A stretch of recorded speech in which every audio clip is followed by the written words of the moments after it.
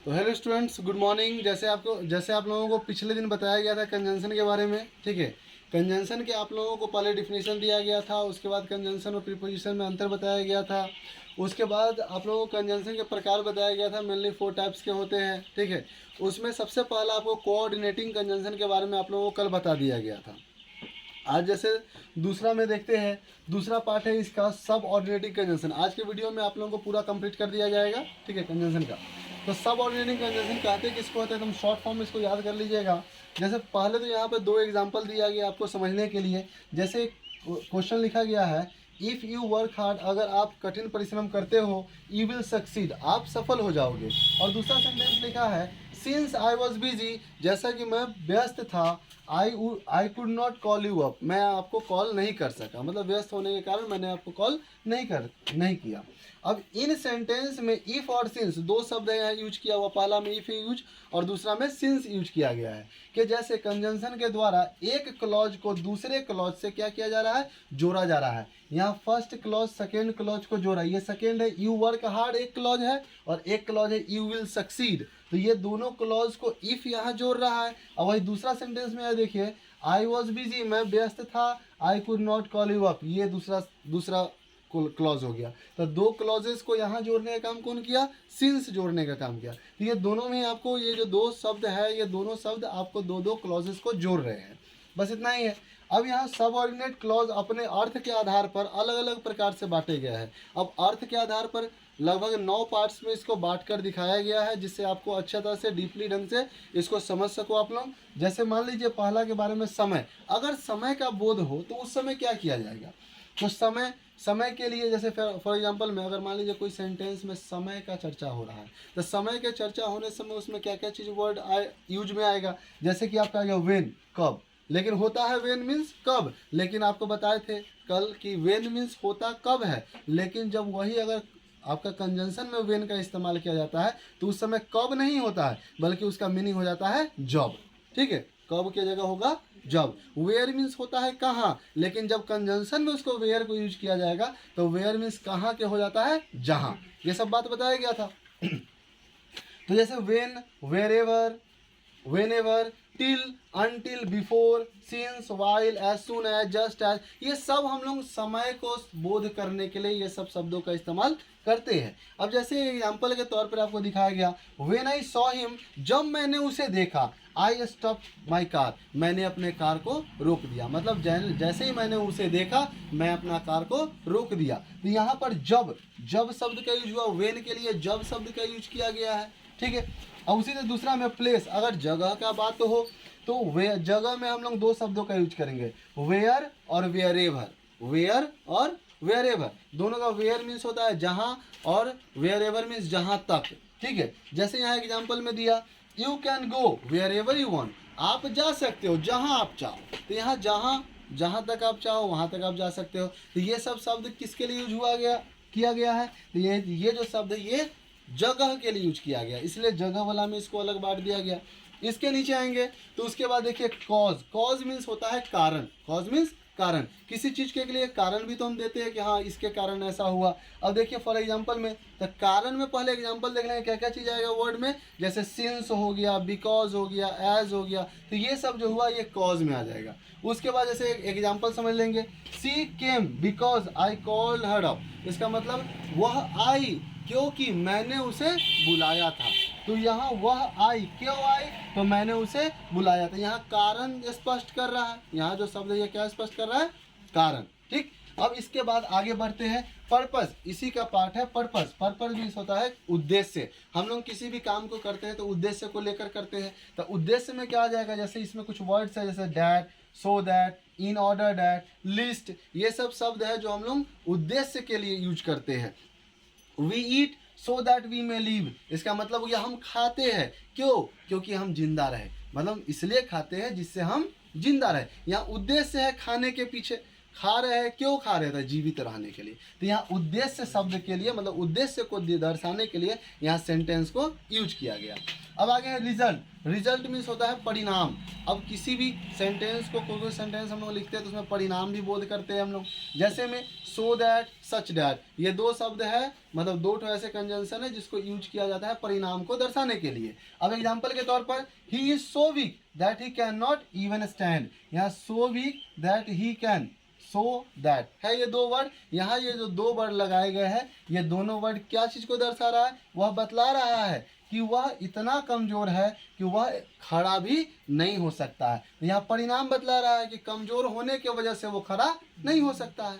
ठीक, अगला दिया हुआ कंडीशन, शर्त। तो हम लोग बहुत सारे सेंटेंस में शर्त भी रखते हैं। शर्त के लिए कौन कौन शब्द का इस्तेमाल करेंगे हम लोग कंजंक्शन में? तो इफ़ का, सपोजिंग का, अनलेस का और प्रोवाइडेड का। ठीक, ये सब शब्द कब यूज किया जाएगा? जब कंडीशन आ जाए, यानी कि शर्त आ जाए, आपके सेंटेंस में शर्त को प्रस्तुत कर रहा हो। तो जैसे कि ही can not succeed unless he work, वो तब तक तरक्की नहीं करेगा जब तक कि वो मेहनत नहीं करेगा। मतलब जब तक काम नहीं करेगा तो तरक्की कहाँ से करेगा? तो यही बात यहाँ पे शर्त दिया, कंडीशन दिया कि मेहनत करेगा तब ना तरक्की करेगा, काम करेगा तब ना सफल होगा। ठीक है।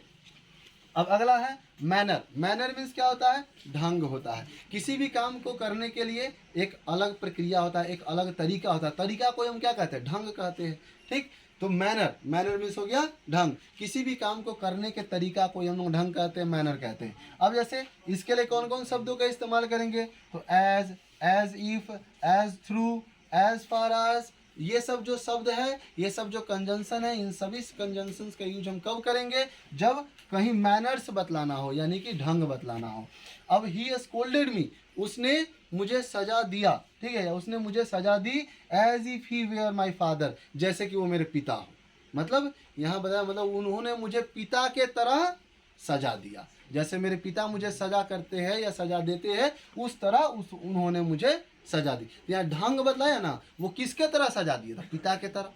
ठीक है, उसने बड़े भाई के तरह मुझे समझाया था, ढंग बतलाया। ठीक है। अब यहाँ नोट में लिखा है कुछ बात जो होता है थोड़ा सा ध्यान भी देने योग्य होता है। जैसे कुछ कुछ चीज़ों में हम लोग क्या करते हैं, कुछ गलतियाँ कर बैठते हैं, तो उसको हम लोग अलग नोट्स के रूप में हम उसको लिख देते हैं, क्या ये चीज़ आपका गलती ना हो। जैसे कि अगर एज, एज का अर्थ चूंकि है, एज के लिए हम लोग, एज किस जगह हम लोग लगाए हैं? चूंकि अर्थ के लिए अगर कहीं पर हम एज लगा दिए हैं तो उसके बाद हम सो का प्रयोग नहीं करेंगे। अगर कहीं भी कोई सेंटेंस में अगर हम एज लगाए हैं और उसको हिंदी मीनिंग अगर कर रहे हैं तो चूंकि उसका अर्थ बोध हो रहा है तो वहाँ पर उसके साथ में हम सो का प्रयोग नहीं करेंगे। और उसके बाद और एक पॉइंट याद कर लीजिएगा, जहाँ पर भी सिंस लगा रहेगा, जिस सेंटेंस में सिंस लगा रहेगा, सिंस तो हम लोग परफेक्ट टाइमिंग के लिए यूज करते हैं, तो जहाँ में भी सिंस हम लगाएंगे जिस सेंटेंस में, उसी सेंटेंस में सो का प्रयोग नहीं करेंगे। तो ये दो लाइन आप लोग याद रखिएगा। अब आगे देखेंगे, इसी का है, हम लोग सबऑर्डिनेटिंग कंजंक्शन के बारे में पढ़ रहे हैं। इसका 8वां पॉइंट लिखा गया कंपैरिजन। हम लोग क्या करते हैं, बहुत सारे सेंटेंस में हम लोग एक दूसरे से तुलना करते हैं। तुलना करते हैं, I am better than him, यानी कि हम उससे क्या किए? तुलना की। I am better than him यानी कि मैं उससे बेहतर हूँ। तो मैंने और उसमें, मतलब मुझ में और उसमें क्या हो रहा है? यहाँ पर तुलना हो रहा है, कंपेरिजन हो रहा है। और तो कंपैरिजन में क्या क्या चीज़ का यूज करेंगे? एज का, एज का, सो एज का, देन का। अभी हम जो बोले I am better than him, यानी कि यहाँ देन यूज किया गया। किस लिए यूज किया गया? कंपेयर करने के लिए, एक दूसरे को तुलना करने के लिए। अब यहाँ एग्जाम्पल के तौर पे देखिए, a wise enemy is better than a foolish friend, मतलब एक बुद्धिमान दुश्मन एक बेवकूफ़ दोस्त से ज़्यादा अच्छा होता है। यानी कि एक बेवकूफ़ दोस्त और एक बुद्धिमान दुश्मन, ये दोनों के बीच में क्या हुआ? तुलना किया गया। तो यहाँ तुलनात्मक शब्द देन का प्रयोग किया गया। तो ये जो देन का यूज हुआ ये क्या हो गया? तो ये सबऑर्डिनेट क्लॉज हो गया। अब इसके बाद इसका लास्ट पॉइंट देखेंगे कॉन्ट्रास्ट के बारे में। कॉन्ट्रास्ट का मतलब होता है अंतर। कॉन्ट्रास्ट का मेन मीनिंग क्या होता है? अंतर। जैसे इसके लिए दो का यूज करेंगे, ऑल्दो का यूज करेंगे, हावेवर का यूज करेंगे। ये तीन शब्द इसके लिए ज़्यादातर यूज होता है, दो, ऑल्दो, हावेवर। ठीक है। अब जैसे दो he worked hard he fail, उसने कड़ी मेहनत की लेकिन वो फेल हो गया। ठीक है, उसने कड़ी मेहनत की लेकिन वो फिर भी क्या हो गया? फेल हो गया। तो यहाँ पर ये जो दो शब्द है, ठीक है, ये दो शब्द हमें क्या बतला रहा है? अंतर बतला रहा है कि फेल, मेहनत तो किया था लेकिन क्या हो गया? फेल हो गया। लेकिन अक्सर क्या होता है, मेहनती लोग पास कर जाते हैं, लेकिन यहाँ मेहनत करने के बावजूद ये क्या हो गया, फेल हो गया। तो यहाँ अंतर बतला रहा है, अंतर को ये साबित कर रहा है, इसलिए ये अंतर भी तुम्हारा मतलब आप लोगों का इसमें आ गया, सबऑर्डिनेट क्लॉज में आ गया। ठीक, अब ये तो हो गया दूसरा पॉइंट खत्म। दो पार्ट हम बताए थे कि 4 पार्ट होते हैं, कंजंक्शन के मुख्यतः 4 पार्ट होते हैं। तो अब और 2 पार्ट्स बच गए, तो और 2 पार्ट्स को समझेंगे, जैसे कि कोरिलेटिव कंजंक्शन। कोरिलेटिव कंजंक्शन में क्या हो जाएगा, तो जो कंजंक्शन, ये तीसरा पार्ट है कोरिलेटिव यानी कि उससे जुड़ा हुआ। ठीक है, तो कोरिलेटिव में क्या आ जाएगा, तो जो कंजंक्शन जोड़े में हमेशा रहता है, कैसे रहेगा, जोड़ा में, मतलब अकेला नहीं रहेगा, वो हमेशा कंजंक्शन रहेगा तो जोड़ा में रहेगा। तो जो भी कंजंक्शन जोड़े में हमेशा रहे, दो जोड़े का मतलब क्या होता है, हमेशा दो कंजंक्शन एक बार सेंटेंस में यूज हो जाए। ठीक है, तो उसको हम लोग कोरिलेटिव कंजंक्शन कहते हैं। अब जैसे में यहाँ एग्जांपल दिया गया 3 का, नॉट ओनली बट ऑल्सो, दो, येट, वेरेवर, या वेरेवर के साथ मतलब वेदर के साथ और लग जाएगा। अब यहाँ एग्जांपल एक दिया गया, neither his friends nor his parents knew about his marriage. न उसके दोस्त जानते थे, न उसके माता पिता, मतलब उसके दोस्त नहीं जानते थे और ना ही साथ माता पिता भी उसके नहीं जानते थे, किसके बारे में, तो उसके शादी के बारे में। ठीक है, तो यहाँ लिखा गया उसके शादी के बारे में न उसके दोस्त जानते थे और न ही उसके माता पिता जानते थे। तो यहाँ भी तो 2 शब्द इस्तेमाल किया, नाइदर नॉर। तो ये 2 शब्द जो है ये दोनों जोड़ा में यूज हुआ है, तो जोड़ा में यूज हुआ इसलिए ये कौन सा कंजंक्शन हो जाएगा, तो कोरिलेटिव कंजंक्शन हो जाएगा। और उसका दूसरा एग्जाम्पल है, I do not know whether he come or not. तो weather he come or not, यहाँ देखिए 2 शब्द यहाँ भी जोड़ा में यूज हुआ है। मैं नहीं जानता हूँ कि वह आएगा या नहीं आएगा, तो वह की, यहाँ जो की शब्द हुआ वेदर के लिए, और वह आएगा या नहीं आएगा, या यहाँ पर हो गया इसके लिए की, और यहाँ के लिए हो गया या। तो ये दोनों जो शब्द है ये दोनों ही कंजंक्शन है, लेकिन ये दोनों जोड़ा में है, एक ही सेंटेंस में जोड़ा के रूप में यूज किया गया, इसलिए इसको क्या कहा जा रहा है, कोरिलेटिव कंजंक्शन। अब ये कोरिलेटिव कंजंक्शन कंप्लीट हो गया। हमेशा खाली याद रखिएगा, जब भी कोई कंजंक्शन अगर जोड़ा में यूज किया जा रहा है तो वो कोरिलेटिव हो। कोरिलेटिव, को मीन्स हो गया साथ ही साथ, रिलेटिव यानी कि जुड़ा हुआ, तो कोरिलेटिव यानी कि दो अगर कंजंक्शन एक साथ जुड़ गया यानी कि वो कोरिलेटिव हो गया। अब एक लास्ट पॉइंट को हम लोग समझेंगे, अच्छे से देखेंगे। लास्ट पॉइंट है अब कंपाउंड कंजंक्शन। कंपाउंड बोलने का मतलब जटिल होता है, जटिल, थोड़ा सा टफ होगा। ये थोड़ा सा लास्ट वाला है, और ये लास्ट होने के साथ साथ मतलब इसमें बोला क्या जाता है ना, इसमें जो भी कंजंक्शन होते हैं वो खुद में पहले से कंजंक्शन रहते हैं, और कंजंक्शन जुड़ के एक बड़ा कंजंक्शन बना देता है, इसलिए इसका नाम पड़ गया कंपाउंड कंजंक्शन। कंजंक्शन का, कंपाउंड का मेन मीनिंग क्या होता है, जटिल। जटिल किसको बोलते हैं, ज्यादा एक दूसरे से जुड़ा हुआ को जटिल कहते हैं। तो यहाँ कंपाउंड कंजंक्शन याद करने का सीधे एक छोटा सा ट्रिक याद करिए, कंपाउंड मीन्स होता है जटिल, तो जो कंजंक्शन में कंजंक्शन जुड़ के एक बड़ा कंजंक्शन बना दे, ठीक है, तो वो कंपाउंड कंजंक्शन होता है। अब जैसे आप समझिए, यहाँ वही चीज डिफिनेशन में लिखा गया होगा, जब कंजंक्शन ही शब्दों के समूह हो, मतलब खुद कंजंक्शन शब्द के समूह बन जाए और एक नया कंजंक्शन का निर्माण कर दे, तो वह कंपाउंड कंजंक्शन कहलाता है। बात को समझ आया। अब इसको एक एक करके, इसमें ऐसे कंपाउंड कंजंक्शन बहुत प्रकार के होते हैं, तो कंपाउंड कंजंक्शन को ऐसे प्रकार इसके नहीं होते, बस इसके एग्जाम्पल्स बहुत होते हैं, और सभी एग्जाम्पल को समझना है, एक एक करके समझेंगे। जैसे सबसे पहला इन ऑर्डर डैट, तो इन ऑर्डर एक अलग कंजंक्शन है, डैट एक अलग कंजंक्शन है, लेकिन ये दोनों जुट गया, दोनों जुट गया ना, इसलिए कंपाउंड में आ गया। अब देखिए इसका स्पेशल कुछ मीनिंग हो जाएगा। एक सेंटेंस बनाया गया, the announcement was made in order to all might know about exam, यानी कि जो अनाउंसमेंट इसलिए किया गया, ये अनाउंसमेंट इसलिए किया गया जिससे कि सब लोग इस एग्जाम के बारे में जाने। ये अनाउंसमेंट इसलिए किया गया कि सब लोग इस एग्जाम के बारे में जाने, यानी कि ये जो शब्द है इन ऑर्डर डैट, ये पूरा जो कंजंक्शन लिया गया किसके लिए लिया गया, तो पूरा यहाँ पर एग्जांपल दिया गया कि अनाउंसमेंट किया गया है। क्यों अनाउंसमेंट किया गया, कि सब लोग इसको जान जाए, तो एक स्पेशल मीनिंग रख रहा है, ये खुद दो कंजंक्शन मिलकर कुछ स्पेशल बना दिया, इसलिए ये सेंटेंस आप लोग इसमें बहुत सारा सेंटेंस बना सकते हैं।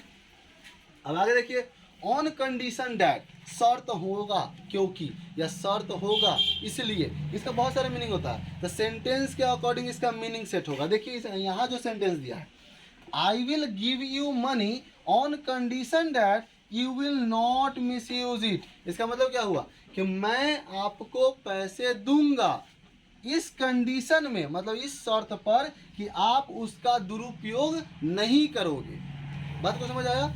ये ऑन कंडीशन डैट यानी कि शर्त पर दे रहा है, शर्त पर। अब क्या शर्त पर? यानी कि मैं आपको पैसे दूंगा इस शर्त पे कि आप उसका मिसयूज नहीं करोगे, गलत यूज उसका नहीं करोगे, दुरुपयोग नहीं करोगे। ठीक है, तो सेंटेंस के अकॉर्डिंग इसका मीनिंग सेट हुआ। उसी तरह से इवन इफ, इवन इफ जो शब्द है, इवन भी एक अलग कंजंक्शन है, इफ भी एक अलग कंजंक्शन है। ये दोनों कंजंक्शन जुड़ गया और एक नया कंजंक्शन बना दिया। अब देखिए, she will succeed in life, वह लाइफ में सफल होगी, even if she faces some initial failures, वह अपने लाइफ में सफल होगी और उसके होने के साथ साथ उसको कुछ अपने लाइफ में इनिशियल फेलियर्स को भी देखना पड़ेगा, मतलब साधारण उसको फेलियर्स को भी मुंह देखना पड़ेगा। अब मान लीजिए कोई भी आदमी आज के युग में सक्सेसफुल है तो क्या आज तक वो हारा नहीं होगा? हम लोग जानते हैं हारा हुआ इंसान ही हमें ज़्यादा कुछ सिखलाता है। क्यों? क्योंकि वो जितना ज़्यादा बार हारता है वो सब कारण जानता है कि क्यों हम हार रहे हैं। और जो एक बार में सफल हो जाता है वह आपको नहीं बता सकता है कि हारा कैसे जाता है या हार क्यों जाता है आदमी। ठीक है, वो सिर्फ बता सकता है कि एक बार में सफल कैसे हो सकता है, लेकिन एक हारा हुआ, बराबर हारा हुआ व्यक्ति यह आपको बता सकता है कि कहाँ कहाँ आप गलती कर रहे हो जिसके कारण आप हार जाओगे, क्योंकि वो गलती करके हार चुका होता है। तो वही ये बात लिखा गया, she will succeed in life, वो लाइफ में सक्सीड करेगी, अपना प्राप्त करेगी जो वो प्राप्त करना चाहती है, लेकिन उसके साथ साथ उसे अपने लाइफ में बहुत सारे इनिशियल फेलियर्स को देखना पड़ेगा। सामान्य जो फेलियर्स है, जो नुकसान है, उनको समझना पड़ेगा, या बार बार वो जो फेल हो रही है उसका कारण भी उसको देखते चलना पड़ेगा। ठीक है, क्योंकि आदमी बार बार अगर मान के चलिए, मेरे साथ एक बार गलती हो चुका है, हम वो गलती के कारण पश्चाताप कर चुके हैं, तो बार बार अगर हम गलती करेंगे तो बार बार तो वही उसी के कारण हम बैक चले जाएंगे। अब आगे देखिए, सो दैट, तो सो भी एक अलग कंजंक्शन है, दैट भी एक अलग कंजंक्शन है। तो सो दैट यहाँ मिलके एक कंपाउंड कंजंक्शन बनाया। We eat so that we live, हम खाते हैं जिससे हम जीवित रहे, हम खाते हैं जिससे हम क्या रहे? जीवित रहे। तो यानी कि जीवित रहने के लिए हम खाते हैं। यहाँ क्यों खा रहे हैं? जीवित रहने के लिए। तो सो दैट शब्द का यूज हुआ, ये दोनों ही अलग अलग कंजंक्शन था, दोनों जुड़कर कंपाउंड कंजंक्शन बनाया। फिर उसके बाद आया प्रोवाइडेड दैट, तो प्रोवाइडेड शब्द अलग है, अगर सबऑर्डिनेट में देखा जाए तो प्रोवाइडेड अलग हो जाएगा और दैट अलग हो जाएगा, लेकिन ये दोनों को जोड़कर किस में रख दिया गया? कंपाउंड में रख दिया गया। अब दोनों का मीनिंग समझिएगा। You can take any dress provided that you return it after the party, तुम इसमें से कोई भी ड्रेस ले सकते हो, लेकिन यहाँ शर्त है कि वैसे ही ड्रेस आप लीजिए जो आप पार्टी में यूज करके आप वापस कर दे। ठीक है, मतलब भाड़े पर लेना, मतलब वहाँ शर्त रख दिया क्या कि आप इसमें से कोई ड्रेस ले सकते हैं, लेकिन आप पार्टी के बाद आपको वहाँ फिर से वो ड्रेस वापस कर देना पड़ेगा। ठीक है, तो प्रोवाइडेड दैट शब्द का यूज किया गया। अब उसके बाद एज दो का मतलब क्या हुआ? तो एज भी एक अलग कंजंक्शन है, दो भी एक अलग कंजंक्शन है, लेकिन यहाँ जोड़ कर क्या बनाया देखिए, he shows off as through as though he way rich, वह अपने आप को ऐसा दिखला रहा है कि वह अमीर है, वह अपने आप को ऐसा दिखला रहा है कि वह क्या है? अमीर है, लेकिन वो वास्तव में अमीर है नहीं। तो जो भी व्यक्ति अगर लगे कि हाँ हमको वो दिखावा कर रहा है, तो यहाँ हम एज दो के मतलब उसके तरह शब्द जो हो गया उसके लिए हम लोग एज दो का इस्तेमाल करेंगे।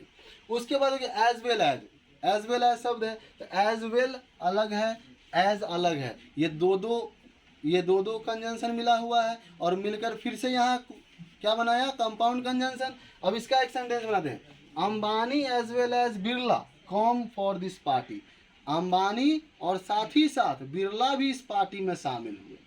यहाँ एक बड़ा नेम लिया गया है थोड़ा सा उस पर डीप कंटेंट के लिए। ठीक है, तो अंबानी के साथ साथ और कौन आए थे? बिरला आए थे। ठीक है, किस में?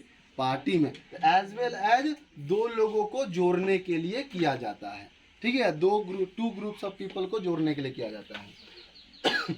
अब एज सून एज, तो ये तो टाइमिंग में आ गया, एज सून एज टाइमिंग में भी आता है, लेकिन एज सून और एज ये दोनों को हम अलग अलग भी कर सकते हैं। तो the farmers will sow the seeds as soon as it rains, मतलब जितना जल्दी वर्षा हो उतना जल्दी किसान अपना बीज बो देंगे। मतलब किसान तभी अपना जल्दी बीज बोएंगे जब वर्षा होगा, यानी कि किसान जो है वर्षा का इंतजार कर रहे हैं। इसका मीनिंग तो यही हुआ ना।